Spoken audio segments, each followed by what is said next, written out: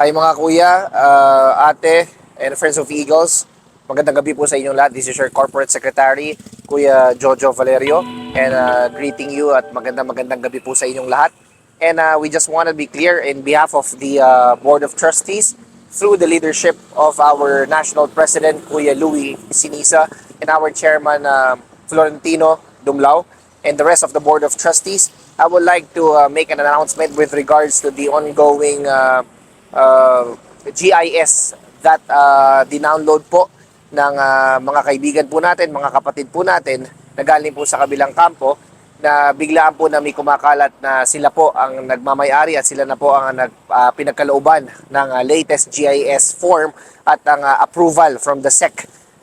Gusto lang po natin ilinawin para po sa kaalaman po ng lahat ng mga kapatid natin sa loob ng Sambayan ng Agila na ang ating GIS ay still on a dispute remarks. So wag po tayo malilito na kaya po tayo lumipat dito sa organization natin na ito, sa ating inaaniban na samahan, ay dahil sa legitimacy purposes na naniniwala po tayo na dito po ang lehitimo. Dahil in principle, we have all the legitimate documents of the SEC. And of course, but we always have a saying that once a kuya will always be a kuya. So let us respect our fellow kuya. Let us avoid all those improper arguments, all those words na nakakasakit po sa mga kapatid natin, at i-maintain po natin ang pagiging kuya natin, because we have to always look at our fellow kuya with the eyes of compassion. So with regards to this issue, I hope we can put a stop, we can put an end of this for this issue, because we are still the legitimate organization at wala pong mag-iiba. We are still on a dispute. Lahat po yan ay pwede po i-download. Tandaan nyo po, pag kayo pumunta sa portal na yan, pwede nyo pong i-download. Pwede po kayo maglagay ng mga pangalan ng mga Board of Trustees, the set of officers ninyo, at ipapasa pa po yan. Kung mapapansin nyo po sa dalawang bahagi po ng papeles po natin, I would just give you a brief explanation.